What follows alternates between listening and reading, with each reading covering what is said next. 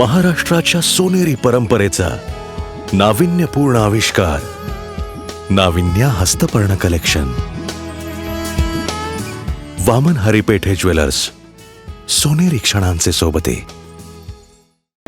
सिंधुदुर्ग व रत्नागिरी जिल्ह्यात क्यार वादळामुळे शेतीचं मोठं नुकसान झाले। या संदर्भात भाजपच्या शिष्टमंडळानं खासदार नारायण राणेंच्या नेतृत्वाखाली मुख्यमंत्री देवेंद्र फडणवीस यांची भेट घेत तात्काळ नुकसान भरपाईची मागणी केली आहे।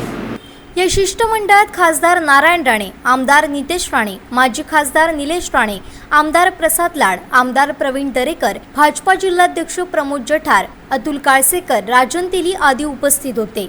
या दरम्यान या शिष्टमंडळानं भात पीक तसेच फळबागायतींचं मोठं नुकसान झालं असून यासाठी 100% नुकसान भरपाई मिळावी, सुपारी, नारळ यांसारख्या झाडांना प्रतिझाड नुकसान भरपाईची मागणी केली आहे।